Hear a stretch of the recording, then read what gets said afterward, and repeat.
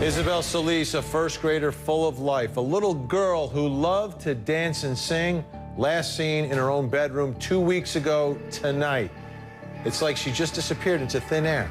Since then, hundreds have searched, thousands have prayed from all over the world, all looking, hoping, praying that she'll be found, that she'll be reunited with her family. Isabel's parents have only talked publicly a few times. That's got a lot of folks wondering why.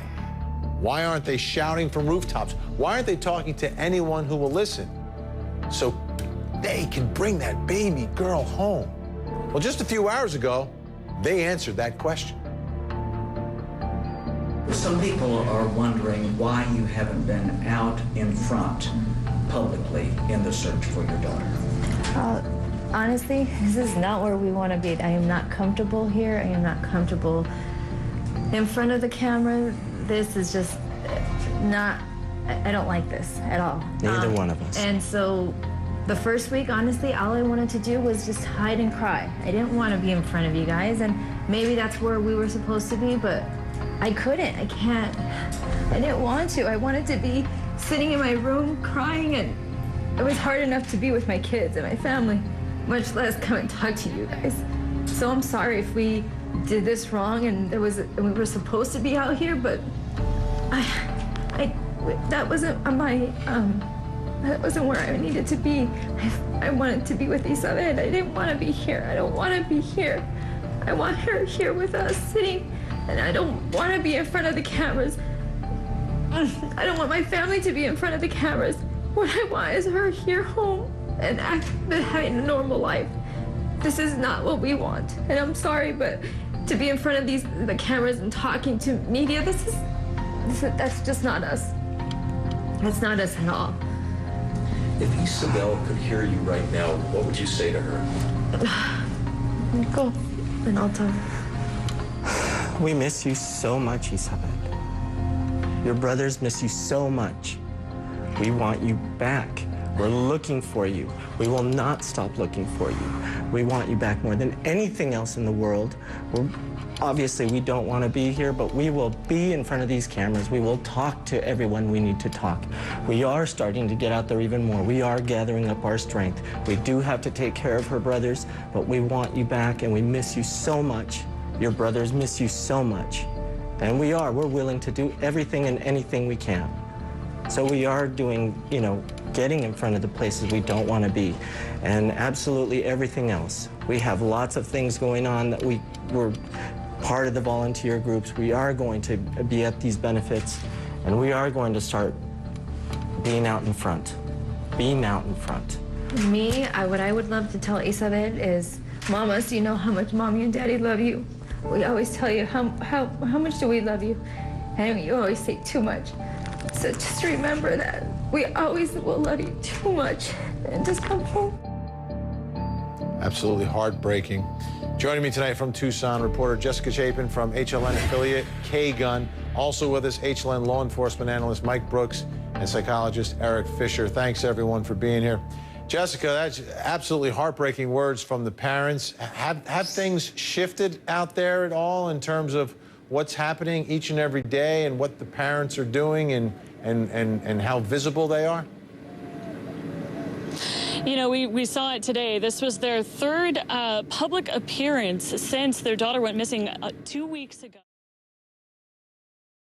Erik Fisher, the pain that these parents are feeling, they look like a couple that is lost. And now, as this thing develops, they understand, okay, how do we keep this story out there? How do we do this? But how do we keep ourselves together? And they have other children, too, that obviously need them. So these parents, there's nothing that prepares you for this. Right. How do they do that balance in terms of keeping the focus on their daughter, yet they still have to take care of the other children?